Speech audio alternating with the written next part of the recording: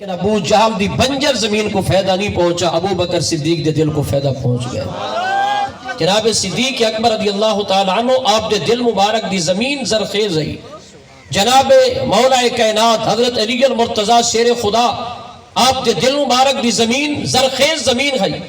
اس زمین دے ہوتی اللہ دا پاک قرآن ہے تا قرآن کریم دے فیوز و برکات زہر ہومن لگن۔ صحابہ کرام علیہ رضوان دا دل مبارک اے وادیاں بڑے مقدس وادیاں پاک طیب اور طاہر زمین اللہ تعالیٰ دا پاک قرآن ہے تا انہاں دلوں دے وچوں ہدایت دے انوار ایسے نکلن کہ پوری کائنات منور اور روشن ہے۔ لیکن وہ اللہ دا پاک قرآن ایک کتاب ہدایت، ایک کتاب رحمت، ذی الخویسرہ تمیمی منافق نے قرآن پڑھے لیکن دل چونکہ پلید ہے، اللہ دے پاک قرآن دا فیض میسر نہیں آیا، قرآن کریم دے فیوز و برکات تو دے دل کو نصیب نہیں ہوئے۔ منافقہ دی جماعت نے قرآن بظاہر پڑھیا لیکن قرآن پڑھ کے مومنہ دے درمیان تفریق کی تھی، اس واسطے قرآن نے انہاں کو فیض نہیں دیتا کہ انہاں دے دل پلید ہن، دل جنہ دا پاک ہوئے۔ اللہ تبارک و تعالی دا قرآن کتاب رحمت ہر پاک دل کو اللہ دا پاک قرآن فیض عطا فرمائے۔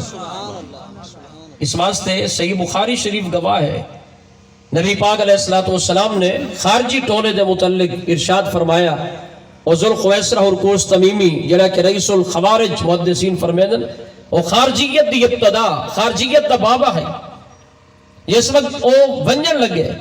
نبی پاک علیہ السلام نے ارشاد فرمایا، ان من ذِهَذَا قَوْمًا استہم خیال ایدے نظریات دے مطابق ایدی پشت وچو پوری ایک جماعت پیدا ہومن والی ہے، پوری جماعت۔ اور جماعت کیسی ہو سی؟ نبی پاک نے فرمایا یقرؤون القرآن، اور کوئی ایسے لوگ نہ ہو سن کہ جنہیں رام رام کرے سن یا جنہیں کوئی قرآن کوئی نہ ہو سن۔ نبی پاک نے فرمایا یقرؤون القرآن، قرآن بہت زیادہ پڑھ سن، قرآن دی تلاوت کرے سن، لیکن پیارے محبوب نے ارشاد فرمایا لا یجاوز حناجرہم، جنہ قرآن دا اثر ہے سنگ تو تلے دل تک قرآن دا فیض کوئی نہ ہو سی، اور دل قرآن دے فیض تو محروم ہو سن، قرآن کریم دی انوار و برکات تو وہ دل محروم ہو سن۔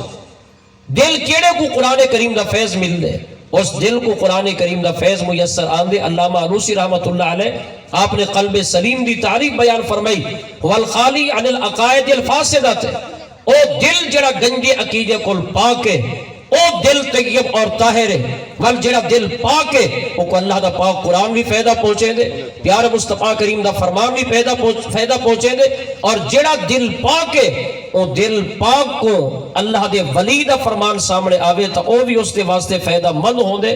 شرط ہے کہ قرآن کریم دے فیوز و برکات دے واسطے پہلے انسان دا دل پاک، دل طیب اور طاہر ہوئے۔ سبحان اللہ۔ اس واسطے نبی پاک علیہ السلام نے ارشاد فرمایا